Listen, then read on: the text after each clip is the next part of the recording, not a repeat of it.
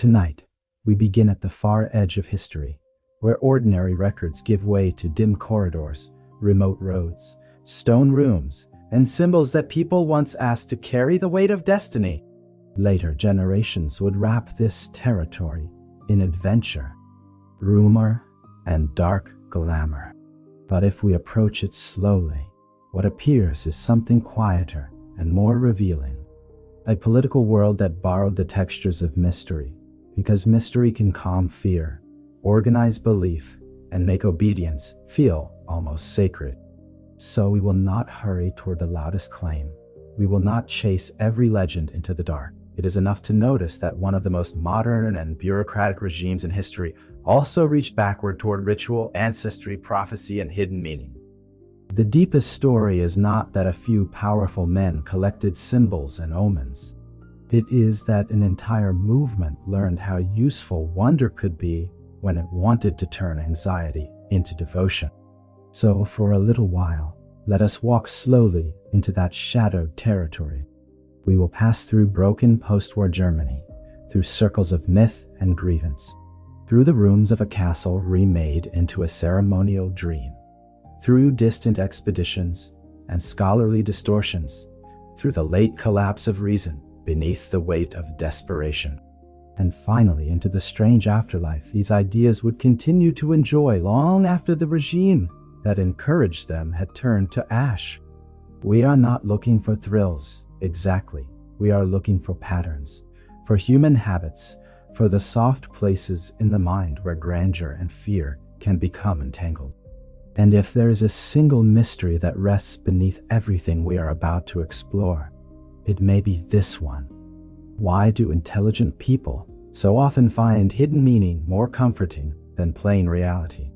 Why does the suggestion of a secret order behind events feel warmer, more satisfying, more emotionally complete than the thought that history may simply be chaotic, human, and terribly ordinary? We do not have to answer that question all at once. Oh, we only have to keep it near us, like a dim lantern, as we begin. Before we go farther, let us keep a little distance around the subject. This is not a horror tale, even if parts of it were later packaged that way.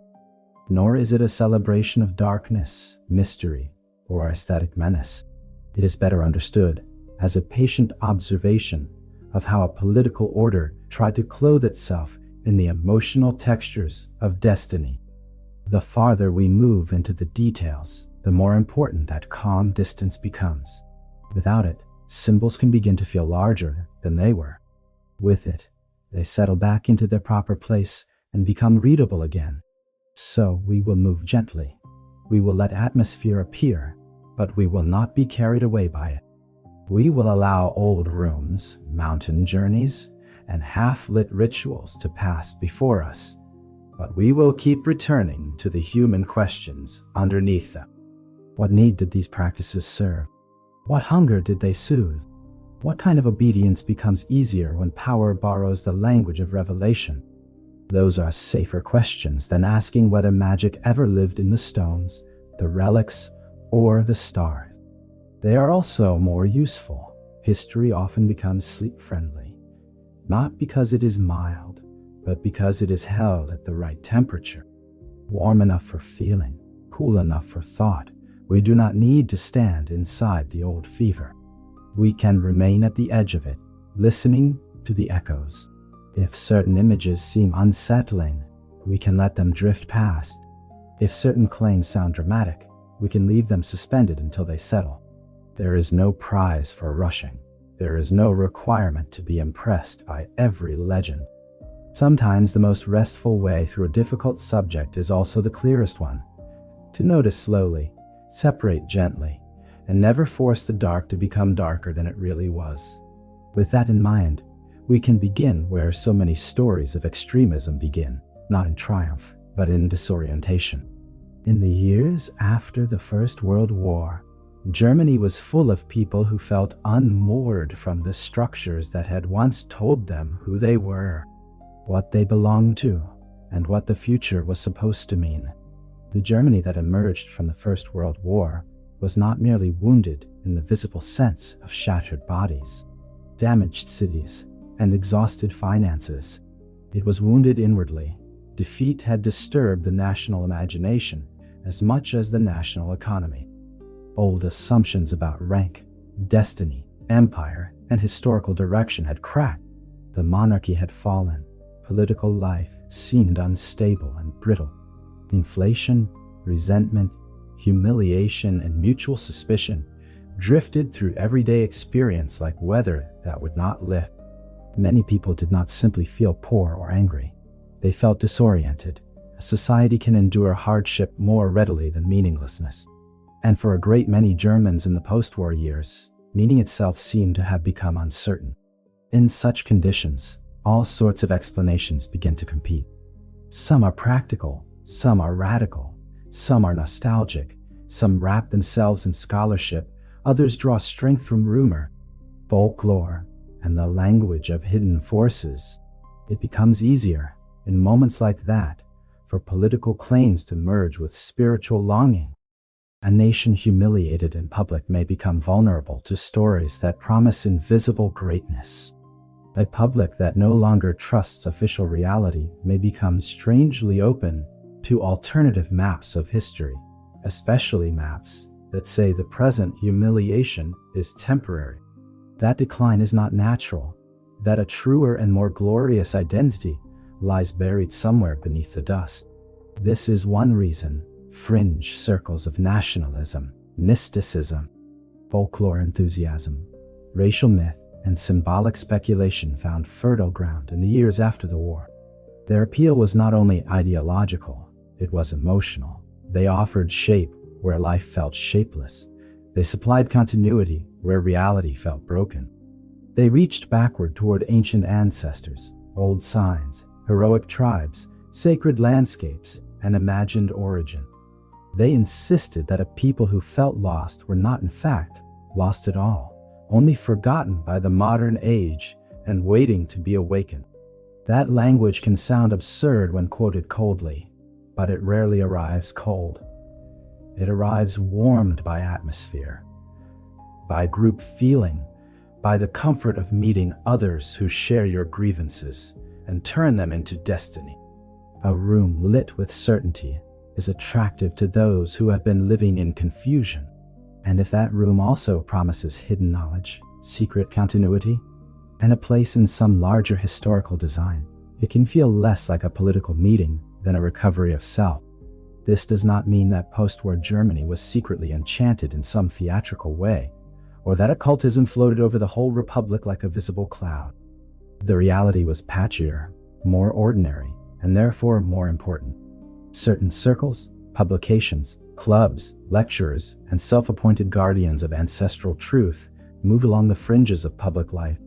They blended cultural criticism with romantic nationalism, folklore with racial thought, symbolic speculation with political resentment. Not everyone took them seriously, yet their presence mattered because they helped create a climate in which mythic language could be reused for political purposes. Once that climate existed, symbols could travel. So could moods. So could the suggestion that history was not simply unfolding, but preparing a revelation. Among the circles that later acquired a nearly legendary reputation was the Thule Society, a group whose very name seemed to invite projection. It drew upon the atmosphere of hidden origins, northern ancestry, symbolism, and nationalist longing that was already circulating in post-war Munich. In later retellings, Thule would often be inflated into a master key, as if one occult lodge had secretly engineered the entire future of the Nazi movement from behind the velvet curtains. Reality is less theatrical and more tangled, yet the society does matter as an example of the soil in which certain themes could grow. Groups like Thule mixed anti-modern anxiety with mythic imagination. They looked toward an idealized ancient past and treated symbols as though they were fragments of buried truth. They read race into legend, destiny into history, and secret continuity into cultural memory. They were not alone in doing so. Across Europe, intellectuals, mystics, romantics, and nationalists had long been raiding the past for usable myths. What distinguishes the post-war German case is how effectively that material could be fused to grievance. An emblem stopped being only an emblem. It became proof that decline was a betrayal of some older design. A ruin became not simply a ruin, but evidence of lost greatness. A myth became not merely a story, but a claim on the future. This is the atmosphere in which symbols such as the swastika moved from ancient and varied meanings into a new political project. That transition is often presented as if a hidden fraternity simply handed over a magical sign. The real process was messier. Symbols already in circulation among Volkish and occult nationalist milieus were available for political adoption because they carried emotional charge. They seemed old, they seemed elemental, they hinted at continuity deeper than modern parties and constitutions. A movement that wanted to present itself not as temporary politics, but as awakening destiny could hardly ask for better material. What matters most here is not the fantasy of secret puppet masters, but the diffusion of style and mood. Early Nazi culture inherited and adapted a world in which pseudo-ancestral language, racial mythology, symbolic certainty, and anti-modern romanticism had become mutually reinforcing. Even when direct institutional links are overstated, the emotional inheritance remains.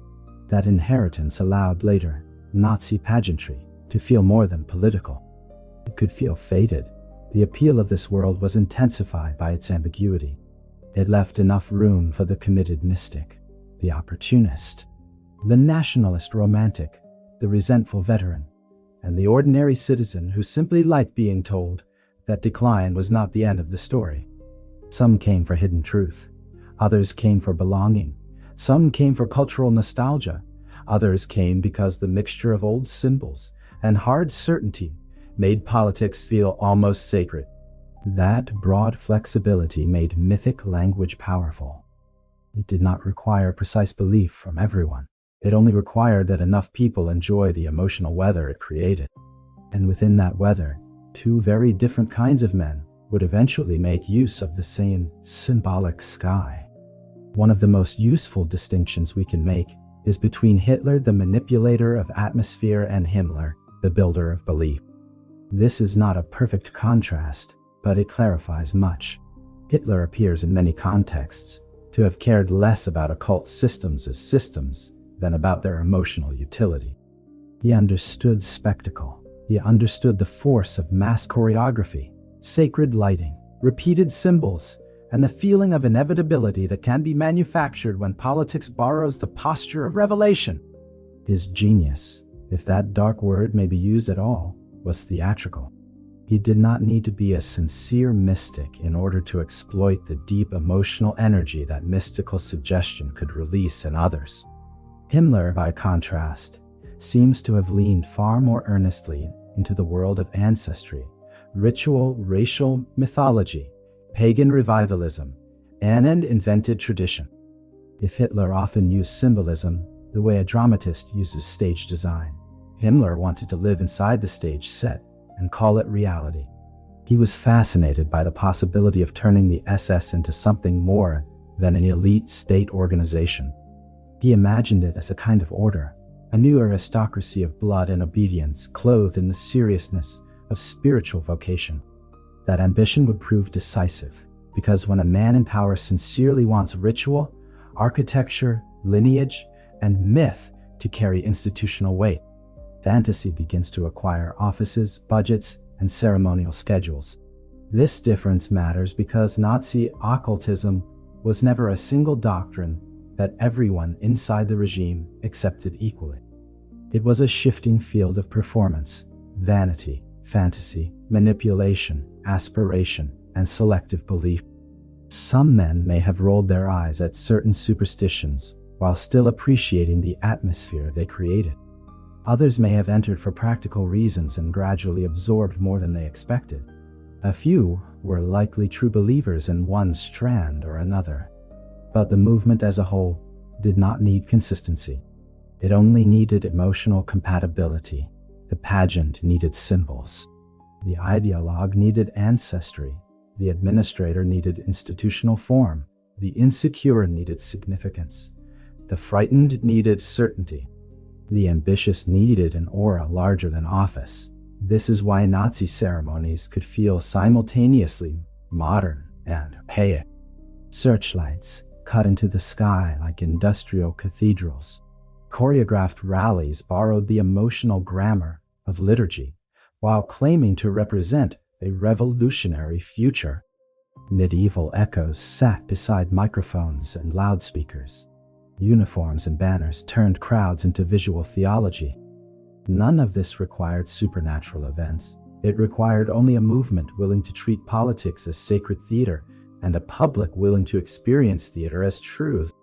Once we see that, the path toward Himmler's great symbolic project becomes clearer. He did not want merely to govern men. He wanted to initiate them, to surround them with rooms, signs, narratives, and rites, until obedience no longer felt like obedience, but like participation in a destiny older than the state itself. And for that, he needed a place. That place was Wewelsburg, a castle whose later fame owes as much to mood as to masonry. Set on a rise in Westphalia, triangular in plan, and old enough to carry the gravity of age, it offered Himmler something bureaucracy alone never could: a setting in which power might be felt as myth. The castle had existed long before the Third Reich, of course, serving different purposes in different eras, as old buildings tend to do. But under Himmler's care, it was not simply preserved or renovated. It was reimagined. To enter Wewelsburg in the mind is to leave behind the everyday world of forms, timetables, and typed memoranda and step into a designed atmosphere. Corridors become more than corridors when they are charged with intention. Halls become stages for continuity. Stone, when arranged carefully, begins to imply duration, and duration is precious to a regime obsessed with appearing both ancient and inevitable. Himmler wanted more than a retreat, more than a headquarters, more than a conference venue. He wanted a symbolic center, something that could make the SS feel not only efficient, but ordained. The project consumed money, labor, and attention at a time when a less self-dramatizing regime might have directed such resources elsewhere. But this was precisely the point. Wewelsburg was not a practical indulgence. It was a serious investment atmosphere. The castle's renovations and ceremonial concept were meant to provide a home for the emotional architecture of the SS here. Lineage could be imagined. Here, invented traditions could appear old enough to command reverence. Here, selected men might feel that their role exceeded ordinary administration and entered the realm of vocation. The famous round hall associated with senior SS leaders has often been described in tones so dramatic that one can forget the deeper significance.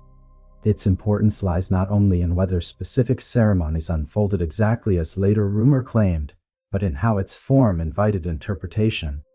Circular arrangements imply equality within an elect body, continuity without obvious beginning or end, and the romance of ancient orders remembered through modern fantasy.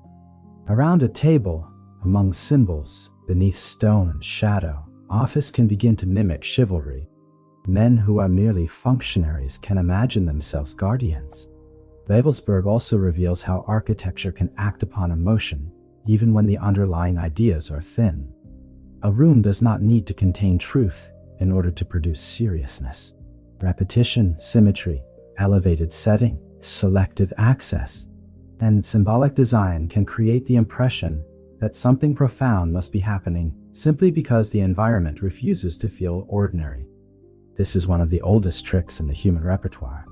Temples know it, thrones know it, modern movements know it too, when they are ambitious enough. Perhaps that is why the castle still holds the imagination. Not because it proves magic, but because it demonstrates so clearly how political fantasy seeks a house. It cannot remain only in books and speeches. Eventually it wants stone. It wants floors to walk on, windows to filter light, chambers in which a chosen group can feel itself watched by history. And beneath the most famous hall of all, There waited another chamber, lower, darker, more concentrated, where symbol and silence would meet. Below the upper room lay the chamber that has since attracted endless fascination. The crypt-like space associated with the black sun motif. It is tempting to begin with the symbol itself, but symbols become more intelligible when we first notice the emotional logic of the room. A lowered chamber alters the body before it. It alters the mind.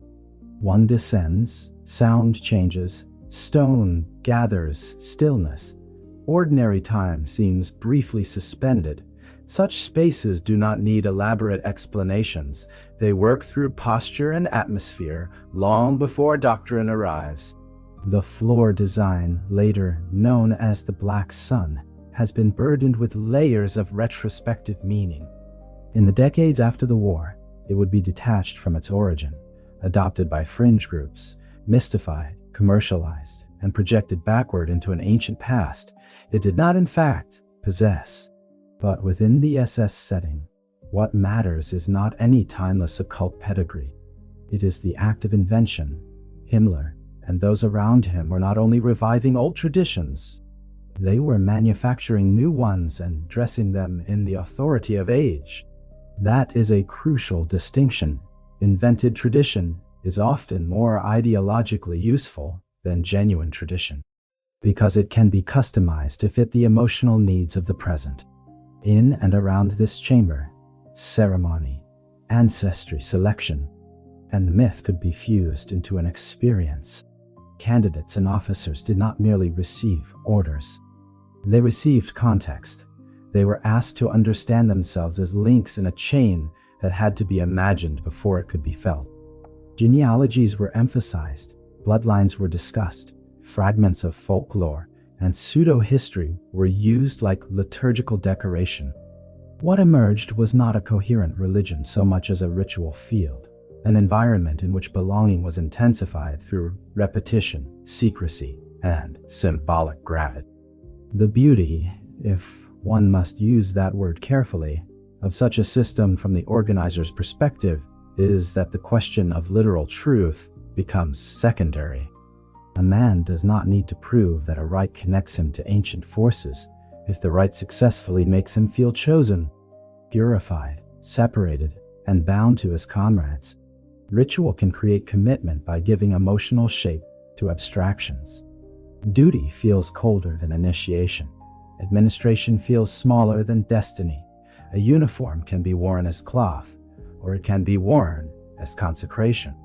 The second is far more dangerous. This is why the crypt and its symbolism matter, even if later fantasies enlarge them beyond recognition.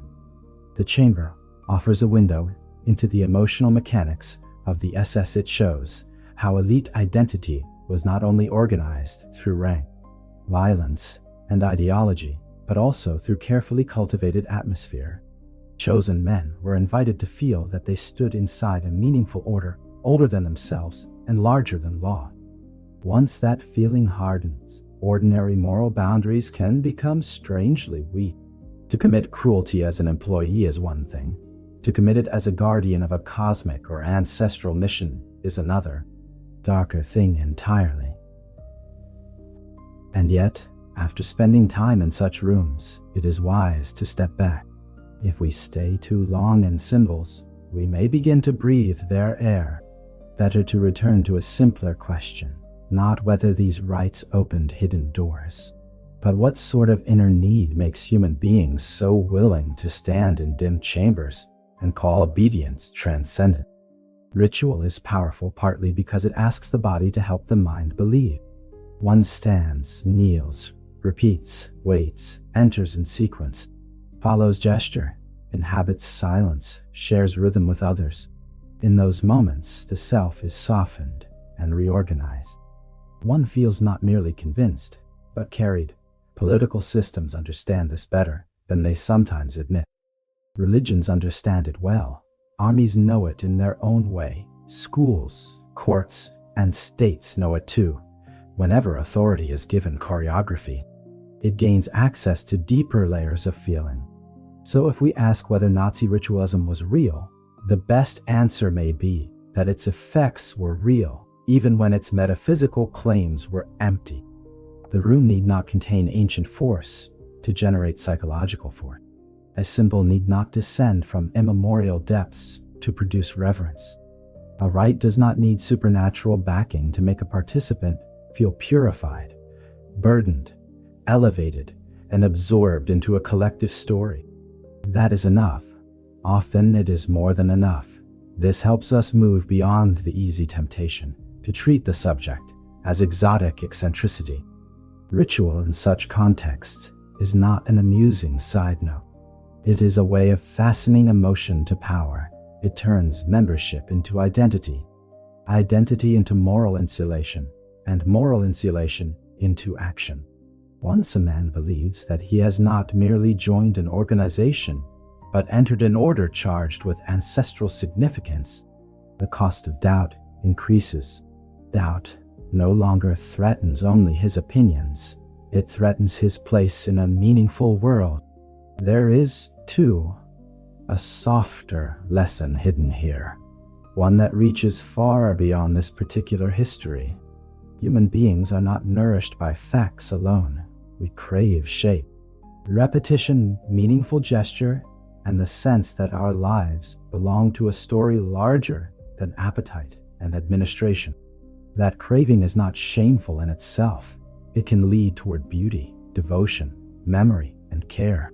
But it can also be seized, stylized, and weaponized.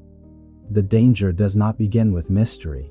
It begins when mystery is chained to exclusion, domination, and absolute certainty. Perhaps that is why it is helpful to keep returning to safety after every dark corridor. We remind ourselves that the old atmosphere was constructed. The awe was curated. The destiny was scripted. Nothing in the chamber was inevitable except the human susceptibility to arrangement, mood, and repetition. Once we remember that, the rune shrinks back to its proper size. It becomes legible again, so for a moment, let the chamber recede. Let the stone become only stone again. Let the pattern on the floor become a pattern, and nothing more. History grows gentler when we remember that atmosphere can be made, arranged, and repeated until people mistake design for fate. And from there, we can follow the same pattern outward. But the castle was not the only place where atmosphere and ideology were joined. Elsewhere, under official titles and research mandates, another machinery was at work, one that tried to give myth the appearance not merely of ceremony, but of scholarship. The Ahnenerbe occupied a curious space between institute, fantasy machine, cultural project, and ideological service, bureau d'art. Its name suggested ancestral heritage, and that alone tells us much. It implied that the past was not simply to be studied, but recovered, defended, and made useful. Under its umbrella, research into history, archaeology, folklore, anthropology, and related fields could be directed toward outcomes already favored by Nazi racial mythology.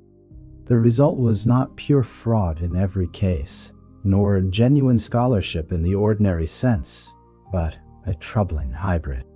Methods that looked respectable were often placed in service of conclusions chosen in advance. This is one reason the institution continues to fascinate. It was not the wild fringe muttering outside the state. It was the state borrowing the posture of inquiry. There were forms, budgets, staff, travel plans, collections, reports, photographs, and measurements. There were publications with the rhythm of academic seriousness. Yet beneath this apparatus lay a simple demand. Find the ancestors, the symbols, the traces, the settlements, the evidence that tells our preferred story back to us. When evidence refused, interpretation could be stretched. When ambiguity appeared, it could be turned into suggestion. When nothing useful was found, the search itself could still be romanticized. The emotional appeal of such an institution was immense. It reassured believers that their worldview was not merely passionate, but researched. It allowed ideological commitments to travel in a calmer tone. The same fantasy that might sound feverish in a rally could sound plausible once footnoted. This is a lesson history keeps teaching. Falsehood grows stronger when it enters the room dressed as expertise. Grand claims about blood, destiny, and ancient order become more stable in the public imagination when they are paired with maps, excavation notes, museum language, and men with credentials. At the same time, the Anunnaki also reveals how intellectual corruption often happens gradually. Not every participant was necessarily a cackling conspirator.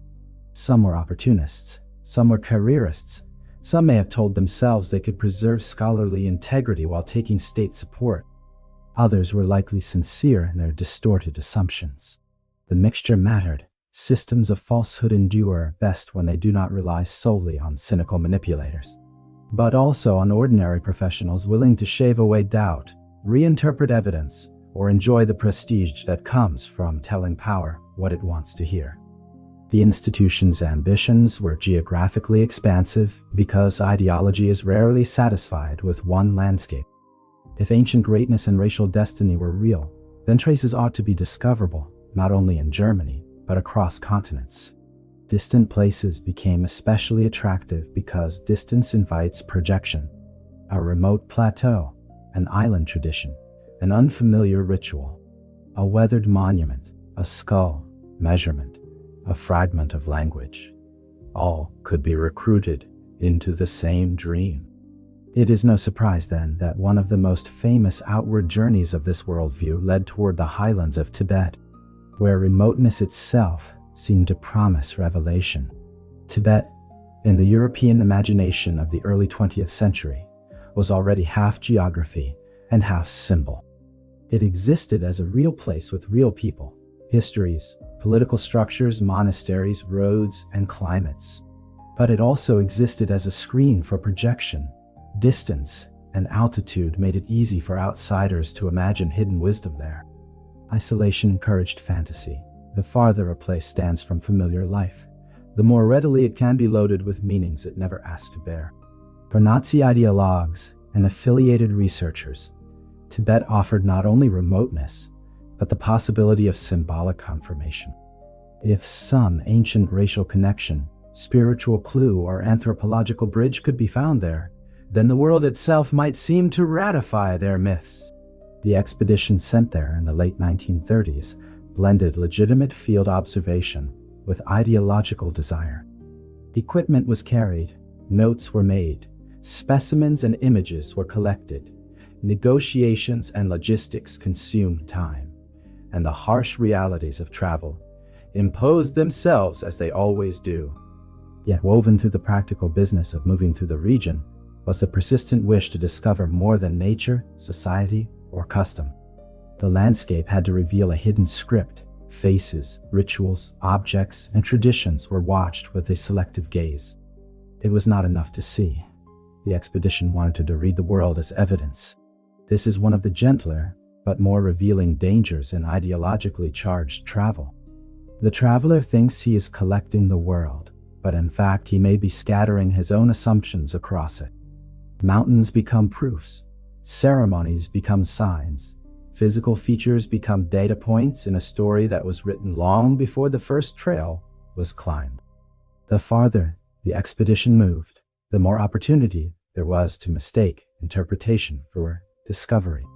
And yet, if we linger in the scene itself, apart from the ideological distortion, it becomes dreamlike in a different way. Wind crossing the plateau, light thinning at altitude, prayer flags shifting against wide sky, paths winding through a land that seemed to those who arrived from Europe both ancient and suspended. No wonder such a journey would remain magnetically attractive to later storytellers. It contains all the ingredients that fiction loves: remoteness, difficulty, beauty, secrecy, documents, ritual objects, and the possibility that the travelers may not understand what they are seeing. But the true significance of the expedition lies elsewhere. It shows a regime so eager for validation that it sent official effort to the roof of the world in search of ancestral meaning. When the need for certainty becomes intense enough, even landscape is pressed into service. Mountains must speak, faces must confirm theory, monasteries must imply hidden continuity. Everything must become legible within the same ideological grammar. By the time the travelers returned, Europe was sliding decisively toward war. Their journey would later generate stories far larger than the evidence justified. Yet, even stripped of legend, it reveals something important.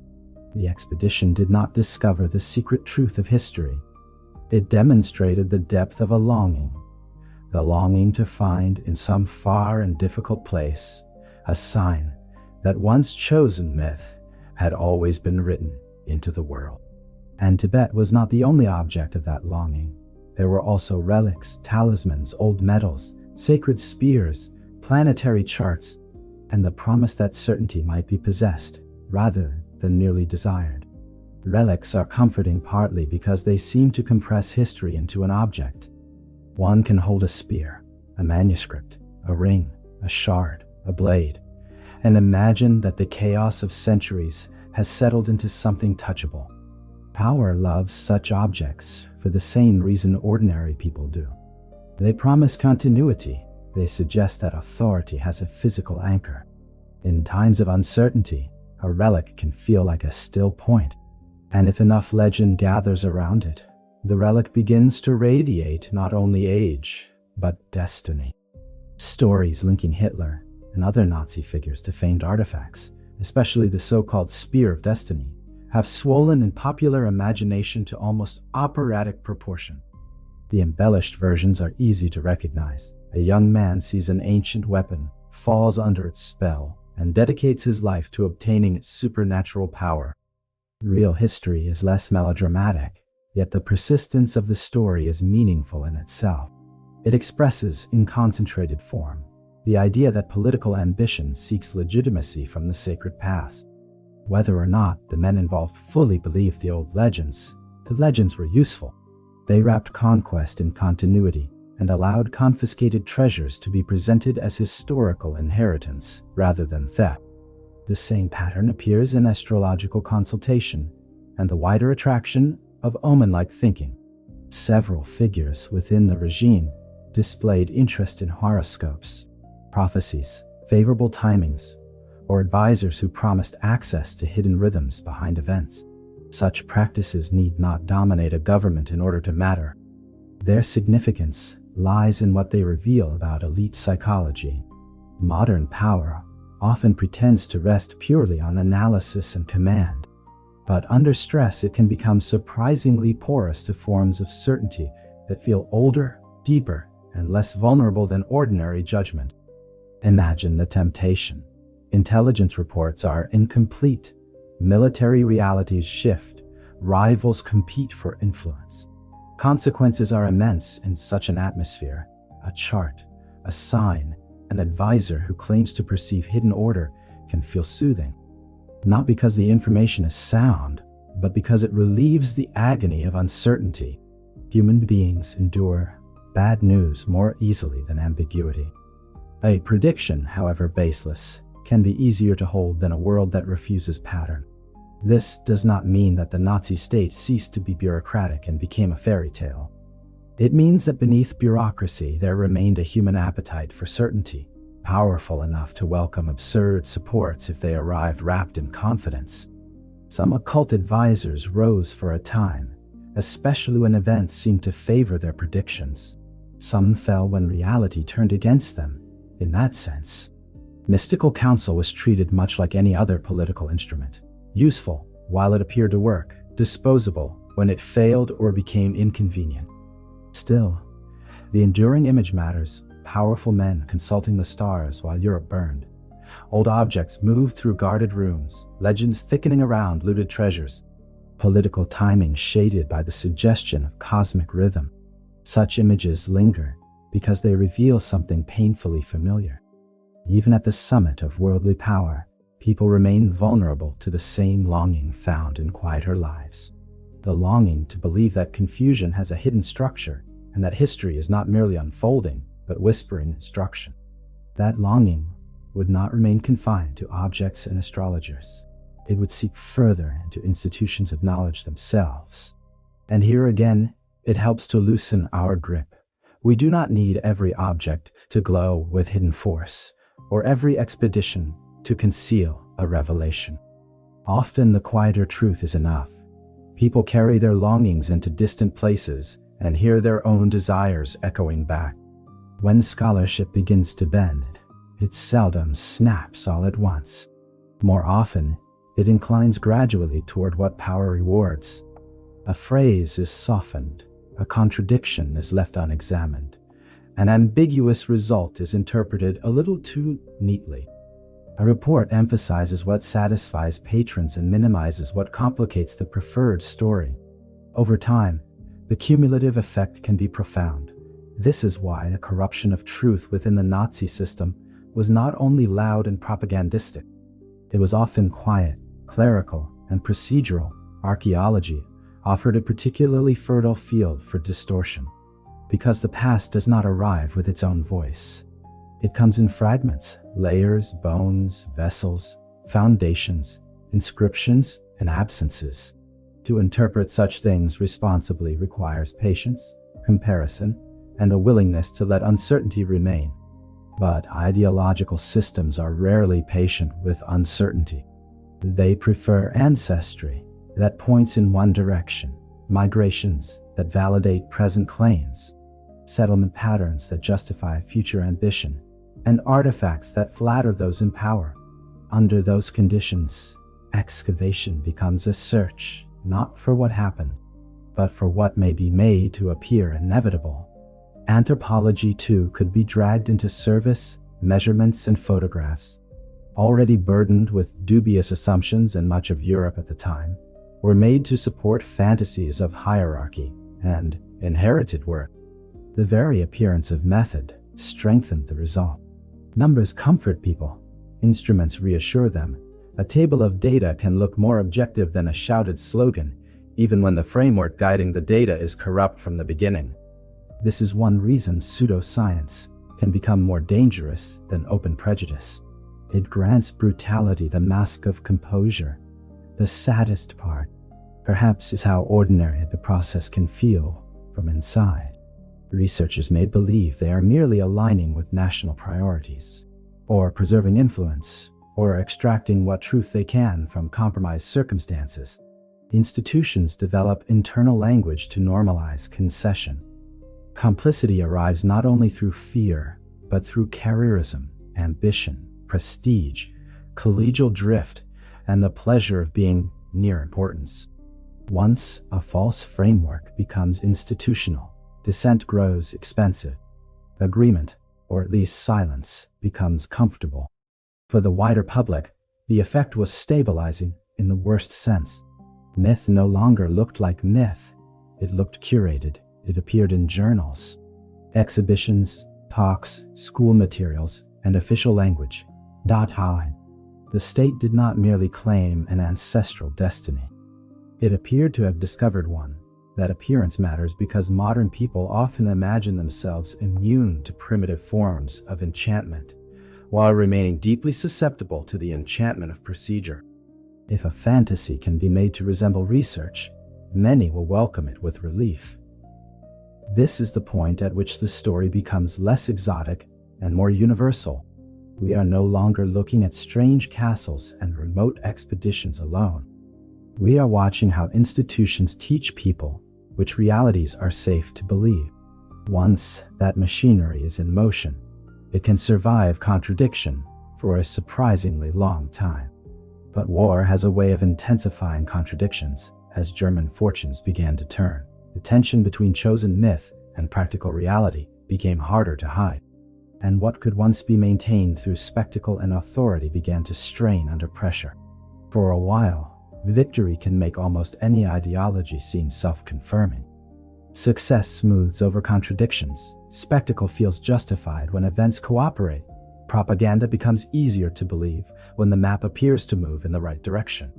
But military reality is a demanding tutor. It asks for logistics, flexibility, information, and acceptance of unwelcome facts. A regime built on certainty can endure hardship better than doubt. Trouble begins when hardship produces doubt, and doubt threatens the central story. As the war turned and defeats accumulated, the emotional economy of belief changed. The regime had promised destiny, superiority, historical necessity. Those claims do not collapse gracefully. When reality begins to resist them, believers face a choice. They can revise their assumptions, or they can intensify them. Human beings often choose the second path first, because revision is costly. It does not merely alter opinion, it wounds identity, it threatens belonging. It forces the mind to confess that years of devotion, sacrifice, and cruelty may have been founded on illusion. Under such strain, hidden explanations become attractive again. If events no longer match prophecy, perhaps the prophecy was misunderstood. If military logic points toward loss, perhaps an unseen turn still waits. If practical analysis is grim, perhaps deeper forces operate beneath it. The more the surface world disappoints, the stronger the temptation to believe that the true story remains concealed. This is one of the oldest feedback loops in ideological life. Failure does not always weaken commitment. Sometimes it radicalizes it. The same pattern can be seen in individuals as well as systems. A man who has built his sense of self around belonging to a chosen movement will often endure almost any contradiction rather than surrender the feeling of chosenness. He may reinterpret events, narrow his sources, elevate loyal fantasy above hostile fact, and seek out voices that preserve the emotional architecture in which he can still live. For elites, the temptation is even stronger because they possess not only identity but power. To admit reality may mean admitting culpability, folly, and impending defeat. So, the language of hidden turns, secret weapons, providential timing, and mystical reassurance began to carry more weight as the war worsened. Not everywhere, not uniformly, but enough to reveal a basic truth. The regime had not only used myth instrumentally, it had taught itself to depend on it. And dependence grows most visible when ordinary supports fail. By this point, the architecture of collapse was already rising. The maps shrank, resources thinned, trust narrowed, and the atmosphere around decision-making grew denser. It is there, in the enclosed world beneath Berlin, that the emotional logic of Nazi mysticism reached its bleakest and most revealing form. The bunker is one of those places that history has almost oversymbolized, yet it remains powerfully evocative. Underground, sealed from ordinary rhythm, lit artificially, cut off from weather and horizon, it became more than a command site. It became an environment in which reality itself could feel distorted. Time behaves strangely in such spaces. Day and night lose their moral difference. Bad news accumulates without cleansing air. Small routines begin to dominate perception. A closed world forms around a shrinking circle of loyalty, fear, exhaustion, and controlled information. Within such an atmosphere, even mundane conversations can take on a dreamlike quality. Maps lie open, while the front collapses elsewhere. Orders move outward into a world no longer responsive to them. Fragments of hope are handled like contraband, in a place where practical options narrow by the hour. Symbolic or mystical thinking can gain disproportionate appeal simply because it delays final surrender to the obvious. If an old prophecy, a favorable alignment, a hidden turning point, or a miracle weapon can be imagined, then emotional extinction can be postponed a little longer. This does not mean the bunker was a theater of non-stop occult ritual in the lurid style of later fiction. The deeper truth is more human and more chilling. Closed systems tend to reward explanations that preserve the system. The more unbearable reality becomes, the more precious any interpretation that allows identity to survive another day. Within such a space, fantastical thinking need not dominate every conversation to shape the overall climate. It needed only coexist with denial, selective listening, and the refusal to let reality strip away the final emotional protection. We can pause there, before the walls close in too tightly. Even in a story about collapse, it helps to return for a breath to the simple fact that delusion is made by human mind. And what is made can also be recognized, named, and slowly released. One can almost feel the shrinking of the mental world. Outside, cities fall, armies advance, civilians suffer, lines break, Inside, the imagination reaches for pocket-sized certainties, signs, assurances, rumors, final reversals. The architecture of delusion becomes intimate. It no longer needs castles and halls. It can live in schedules, whispers, and the stubborn hope that history cannot really abandon those who believed themselves chosen to command it. And yet history does abandon such people, not with thunder, usually, but with attrition, with the slow triumph of material facts over self-regarding myth. The tragedy is that by the time this becomes undeniable, vast harm has already been done. Mysticism did not save the regime. It helped soften the minds that might otherwise have confronted reality sooner. It provided emotional shelter at the cost of judgment. But in that sense, the irrationality cultivated over years returned to consume the very structure that had encouraged it. Still, endings are rarely endings. When the bunker finally fell silent, the symbols, rooms, documents, and objects associated with this world did not disappear into perfect clarity. They entered another life altogether, one made of investigators, missing artifacts, damaged archives, rumor, and the peculiar energy that ruins always give to the imagination. When Allied forces entered spaces once charged with Nazi symbolic seriousness, they encountered not only offices and records, but remnants of a dream world made official. Libraries filled with texts on mythology, ancestry, folklore, esotericism, racial theory, and historical speculation. Rooms whose layout suggested ceremonies rather than simple administration. Objects that had been collected, displayed, or guarded for reasons that hovered somewhere between scholarship, theft, and talismanic desire. In the wreckage of the regime, such remnants could seem grotesque, absurd, sinister, or merely pitiful, depending on the eye that viewed them. Wewelsburg in particular offered investigators and later historians a striking afteredge out. Damaged, but still legible, it showed how much effort had gone to turning fantasy into infrastructure. The lower chamber, the upper hall, the symbolic geometry, the curated seriousness of the place, all of it invited interpretation. And because ruins naturally attract projection, the castle became fertile ground for later myth. What had actually occurred there was mixed, in public memory, with what might have occurred, what some imagined must have occurred, and what later subcultures preferred to believe had occurred. The result was not clarity, but expansion. Something similar happened with artifacts. Some objects were recovered and traced, others vanished in the chaos of collapse, displacement, looting, opportunism, and confusion. Missing things have a special power over the imagination because absence invites narrative. Once an object disappears, it can be made to signify almost anything. It can become cursed, hidden, smuggled, secretly preserved, or awaiting rediscovery. A missing relic is a perfect seed for legend, and the post-war years scattered many such seeds. Meanwhile, surviving participants and witnesses contributed their own distortion. Some minimized, some romanticized, some tried to separate themselves from the more compromising implications of what they had served. Others continued to speak in ways that suggested they still half-inhabited the symbolic worlds they had helped sustain. Such testimony can be fascinating, but it is unstable ground.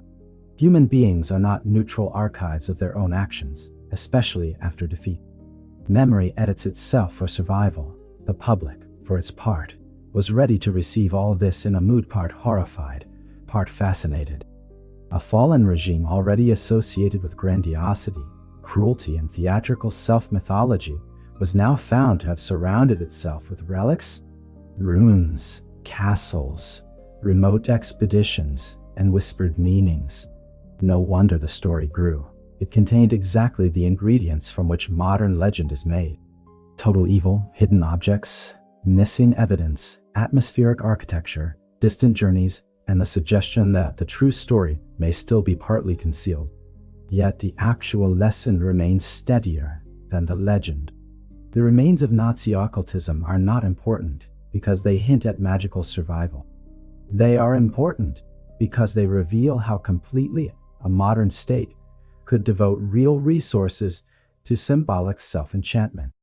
The ruins are evidence not of supernatural power, but of emotional investment, and that emotional investment would outlast the state itself by traveling into culture. After the war, many of the specific political claims of Nazi ideology became morally radioactive in much of the world, as they should have. Yet, ideas rarely vanish simply because their original context collapses. They shed parts, attach to new hosts, lose obvious markers, and continue in altered form. The symbolic and mythic components of Nazi occult culture proved especially adaptable because they could be detached from explicit politics and repackaged as mystery, adventure, alternative history, or spiritual curiosity. Once removed from their immediate connection to genocide and dictatorship, they could circulate more easily among audiences who would never have accepted them in their original frame. This is part of why post-war popular culture became such fertile ground. Adventure novels, treasure hunts, films about ancient artifacts, documentaries about lost civilizations, speculations about hidden powers, secret societies, and suppressed truths all could borrow the atmosphere of Nazi occultism, while keeping the overt ideology at arm's length. The result was a strange cultural afterlife. Themes once cultivated to support racial myth and symbolic domination reappeared as entertainment for people seeking excitement, wonder, or the thrill of forbidden knowledge. The pattern is still recognizable. A story promises that ancient objects hold special power. A remote site is said to conceal proof that mainstream history has ignored. A symbol appears older and deeper than the institutions that now study it. A handful of determined researchers are imagined as brave enough to question official narratives. The audience is invited into a flattering position. They are not passive consumers, but initiates, among the few willing to look beneath the surface. This structure is psychologically rewarding. It turns curiosity into belonging and belonging into a mild form of superiority. None of this means every mystery story is secretly fascist, of course.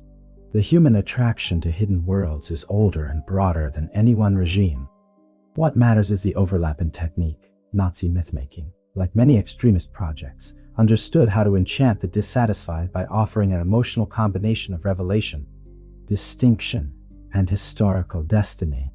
Later culture, stripped of the original brutality, often retained the revelation and distinction, while forgetting where some of the style had been sharpened. In the age of mass media, and then digital networks, this afterlife only intensified. Images of castles, ruins, mountain expeditions, vanished relics, and secret archives circulate easily because they are visually seductive and narratively efficient. They ask little of the viewer except receptivity, and if those viewers are already uneasy with official institutions or bored by a careful scholarship, the attraction grows stronger. A dramatic falsehood can feel more nourishing than a careful truth when the truth lacks atmosphere. This helps explain why the subject continues to return. The Nazi mystical world was not powerful because it uncovered hidden realities. It was powerful because it discovered effective emotional forms that later culture could reuse in softer, less openly political ways.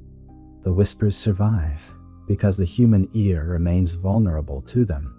And now, having followed those whispers through war, collapse, ruin, and cultural afterlife, we can return to the deepest level of the story, where the question is no longer about castles, relics, or expeditions at all, but about the ordinary hunger beneath them.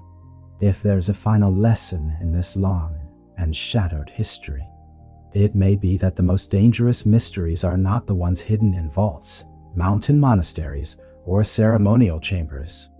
They are the ones hidden in plain human need, the need to belong, the need to feel chosen, the need to believe that one's suffering participates in a larger design, the need to think that history is not random, that identity has deep roots, that symbols can redeem humiliation, that power may be sanctified if wrapped in enough age and solemnity.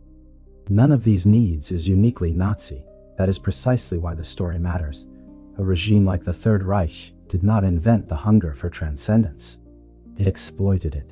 It learned how easily wonder can be narrowed into obedience, how quickly cultural longing can be sharpened into exclusion, and how effectively uncertainty can be soothed by stories of hidden order. Its leaders clothed domination in symbols because symbols reach where commands alone cannot. They invested in ritual because ritual settles into the body. They bent scholarship because scholarly language reassures modern minds.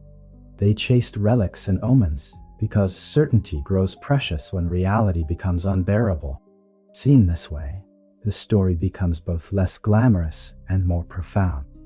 We do not need to ask whether ancient powers moved through the black sun floor, whether relics altered destiny, or whether distant monasteries concealed the keys to empire. The revealing truth is simpler. Human beings can become intoxicated by the feeling that they are standing near hidden truth, especially when that feeling relieves fear, grants status, and dissolves moral hesitation. That intoxication is old, flexible, and difficult to eradicate. Perhaps that is why a subject never entirely sleeps. It continues to stir in modern conspiracy culture, in alternative histories, in online communities devoted to hidden civilizations and secret elites, in the endless appetite for signs that official narratives are incomplete. Again, none of this belongs to one ideology alone, but the historical example we have followed shows how easily such currents can be drawn toward cruelty when attached to hierarchy, purity, and absolute conviction. So we leave the castle now. We leave the mountain roads, the anxious archives, the ritual rooms, the bunker air, the missing artifacts, and the later myths that grew from them. We leave them not because they are uninteresting, but because they point towards something quieter and larger. The real mystery was never the object on the pedestal or the symbol on the floor. It was always the human mind that wanted those things to hold more than they could. And perhaps that is where a night journey through history should end, not with a sealed conclusion, not with a heavy lid of certainty, but with a softer awareness that the line between wonder and surrender is thin, that our longing for meaning deserves tenderness, but also vigilance, that old rooms and old signs can still teach us, if we listen carefully, not to worship darkness, but to recognize how easily longing can be used by those who promise destiny in exchange for conscience. The past recedes now, though never completely. The stones remain where they are. The documents rest. The symbols lie quiet unless called upon. And somewhere, in museums, libraries, ruined halls, and human memory, the echoes of that strange experiment continue to fade and return, asking the same patient question of every generation that comes after. What will you do with your hunger for meaning when someone offers to weaponize it for you? If the story seems to keep echoing into the present, that is because human beings still love the feeling that somewhere, just beyond the official account, a hidden pattern waits to be found. The feeling is old. The costumes change. The invitation remains strangely familiar. There is another element worth lingering over, because it helps explain why occult coloration could work even among people who did not think of themselves as occult at all. Nazi pageantry borrowed the emotional grammar of sacred life. Torchlight processions, banners held at exact angles, music timed to collective movement, silence arranged before speeches, repeated slogans rising and falling like responses in a liturgy. These were not accidents of style. They transformed attendance into participation. A rally did not simply present an argument. It enveloped the body in synchronized feeling. That is one reason mass gatherings under the regime could leave such a strong impression on those who entered them. The event did not ask only, "What do you think?" It asked, "What do you feel when surrounded by disciplined light, sound, repetition, and certainty?" This is where mysticism and politics overlap, without fully becoming the same thing. A population need not embrace astrology, relic lore, or secret doctrines in any explicit way, if it has already been taught to experience political life through sacred emotion. The sense that something larger than ordinary policy is taking place, something historical, redemptive, fateful, almost cleansing, creates a climate in which stranger claims can circulate with less resistance. Once politics has been made devotional, symbolic excess no longer feels excessive. It feels appropriate. The Nuremberg rallies stand as one of the clearest examples. Their scale alone could overwhelm. Searchlights rose into the night like columns of a manufactured cathedral. Architecture, flags, uniforms, and crowd placement produced the sensation, not of debate, but of revelation. Such scenes did not need occult doctrine to function. Yet, they primed the public for a world in which symbols mattered immensely, and the leader appeared not merely as a politician, but as an interpreter of national destiny. The emotional field thus created helped normalize a broad reverence for mythic language. It trained people to receive history as spectacle and spectacle as historical truth. Even those who remained skeptical of esoteric claims could be moved by this larger atmosphere. The aesthetic of inevitability is itself a form of enchantment. A person who would laugh at a horoscope may still be profoundly affected by synchronized crowds, ancient-looking symbols, and the suggestion that he is witnessing the rebirth of a civilization.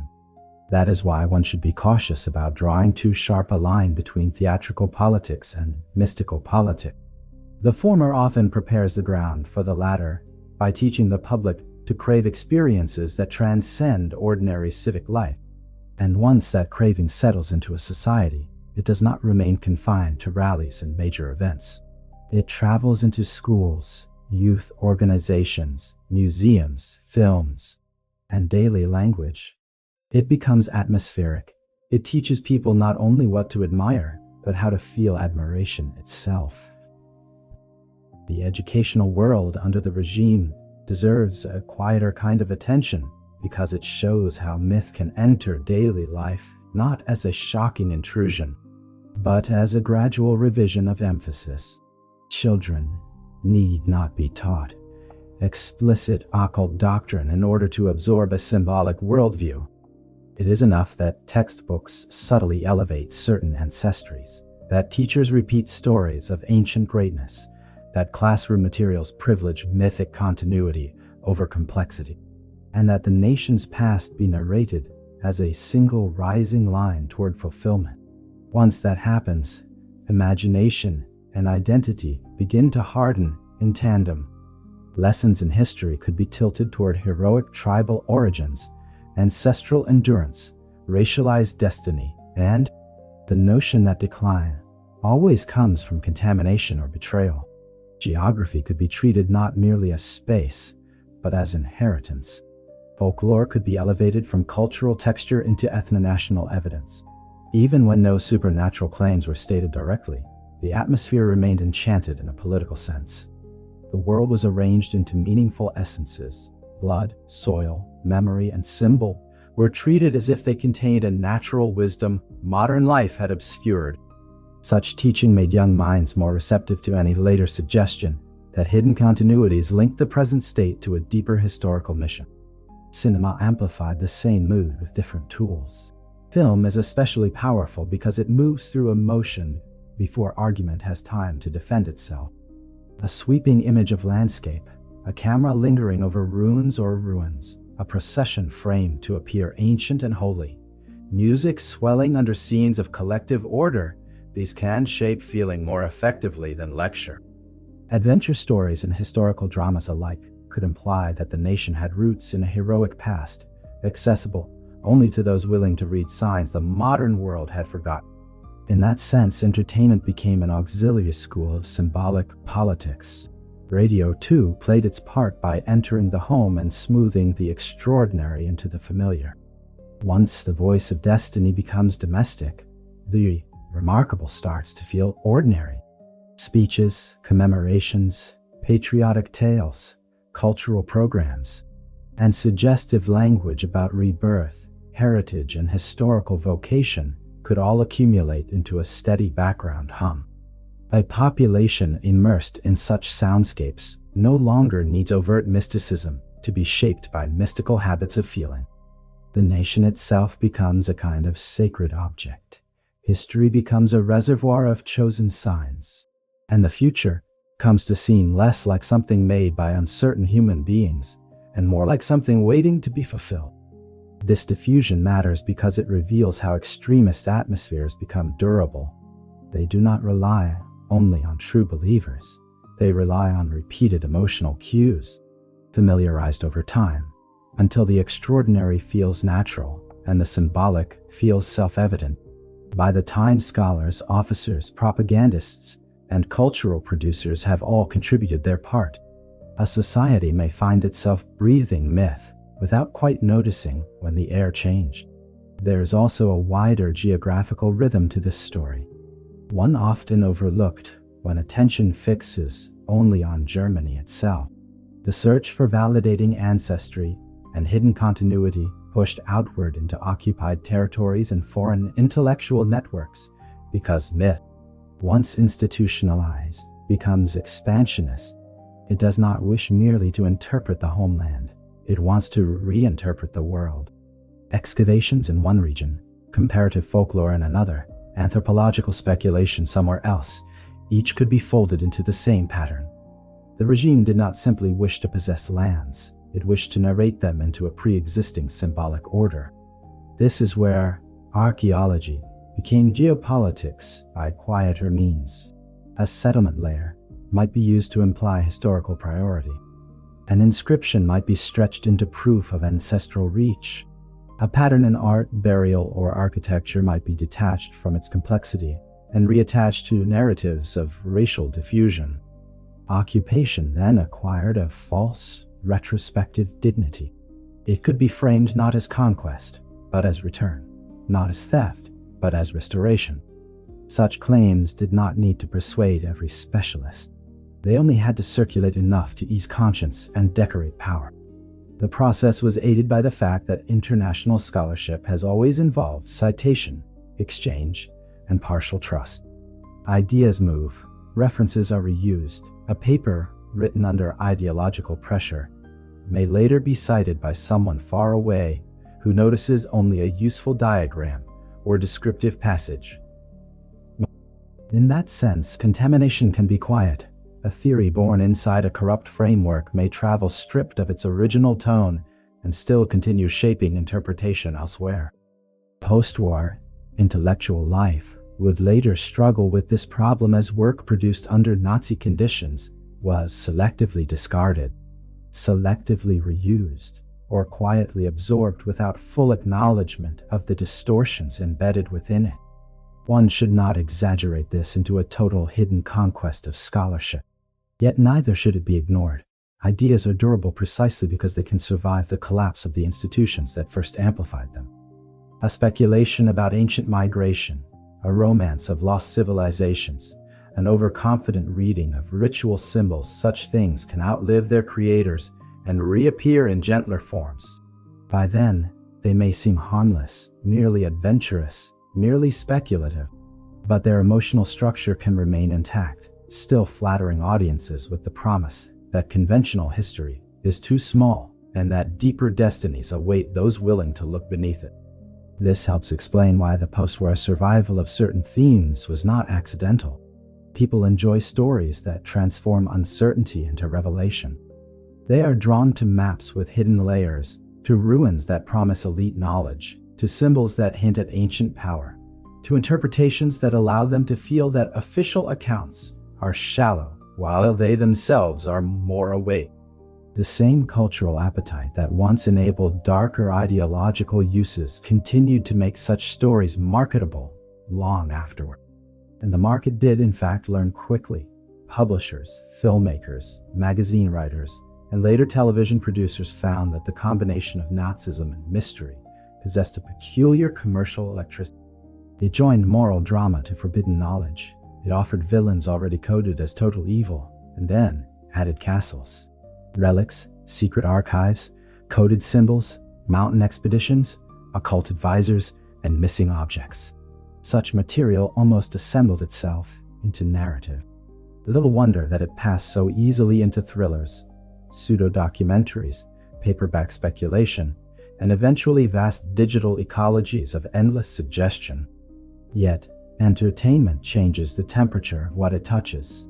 The more often Nazi mysticism appeared in adventure form, the easier it became to forget that the original context was not merely eerie, but administrative, coercive, and murderous. The castle becomes picturesque, the relic becomes a treasure, the expedition becomes a quest, the symbol becomes a stylistic object detached from the people harmed under its shadow. This does not make all such stories malicious, but it does make them slippery. Aesthetic fascination can dissolve moral proportion. At the same time, fascination can serve as a gateway. Someone drawn in by ancient mysteries may encounter alternative archaeology. From there, he may meet theories about hidden civilizations, then secret elites, then suppressed truths, then biological or racial hierarchies disguised as daring inquiry. The path is not inevitable, but it is real enough to matter. The psychology remains familiar. The listener is invited to feel that mainstream institutions are timid or blind, while he is brave enough to entertain the grander explanation. Flattery does the rest. The digital age intensified these tendencies because algorithms reward engagement, and mystery is highly engaging. A measured, scholarly explanation rarely travels as fast as a symbol linked to a hidden order. A nuanced account of historical uncertainty struggles to compete with a video promising proof that everything has been concealed. The mechanics are modern, but the emotional structure is old. Hidden knowledge, elite access, suppressed truth, chosen interpreters, awakening from illusion, these are durable hooks. What the history of Nazi occultism offers, then, is not only a warning about one regime's fantasies. It offers a field guide to certain recurring seductions. If a claim promises grand revelation, if it flatters the audience into feeling superior to ordinary evidence, if it turns complexity into destiny and uncertainty into a hidden design, it is worth slowing down. Sleep Content, at its best, teaches precisely that rhythm. Not panic, not instant certainty, but a patient loosening of the knot. The mind need not lunge toward every mystery. It can rest beside one and ask gentler questions. Perhaps the gentlest question of all is why such stories feel nourishing. Why does the idea of suppressed truth bring pleasure? Why do symbols seem warmer than statistics, secret orders more compelling than committees, ancestral continuity more beautiful than contingency? Part of the answer may be that mystery restores scale to human life. In an ordinary bureaucratic world, people can feel small, replaceable, and spiritually underfed. A mystery, even a false one, expands the horizon. It says there is more here than routine, more than payroll, traffic, policy, and fatigue, more than the dull surface. It whispers that beneath ordinary life runs a deeper current. That whisper can be creative and harmless. It can animate art, devotion, and philosophical wonder. But it becomes dangerous when paired with hierarchy and exclusion. When the deeper current is said to belong only to a chosen people, a chosen race, a chosen initiate class, or a chosen leader, then mystery stops being invitation and becomes weapon. It gives emotional glamour to obedience. It offers beauty in exchange for conscience. It transforms ordinary cruelty into participation in a grand design. This is why the story we have followed does not ask us to reject wonder. It asks us to handle wonder carefully, to notice when it is being narrowed, militarized, or made to flatter our hunger for certainty. To notice when symbols become excuses for domination, when scholarship becomes theater, when belonging depends on dehumanizing others, when the promise of hidden meaning arrives with a demand for moral surrender. Those are the moments when the imagination needs not more abandonment, but more tenderness and discipline. There is something quietly hopeful in that realization. The same human capacities that made Nazi mysticism effective, our longing for meaning, our receptivity to symbol, our desire to belong, are not themselves evil. They are simply powerful. They require forms worthy of them, communities that do not depend on exclusion, rituals that deepen compassion rather than erase it, histories that expand dignity rather than sort humanity into ranks, mysteries that invite humility instead of entitlement. Wow. So, as the night settles and this long road through castles, classrooms, archives, expeditions, rallies, relics, and ruins begins to fade, it may be enough to carry one final image. Not the image of a glowing symbol on a crypt floor, or a relic hidden in a vault, or a convoy winding toward distant mountains. Instead, perhaps, the image of a human mind standing at a threshold. On one side, uncertainty, complexity, and the ordinary difficulty of truth. On the other, the soft seduction of destiny, symbolism, and hidden design. History cannot choose for that mind. It can only illuminate the threshold. The step remains ours, and with that, we let the old chambers grow quiet again. We do not seal them shut, and we do not remain inside them. We leave them where history leaves so many things, half in record and half in echo, while the night moves on around us. You see, their meanings do not disappear entirely.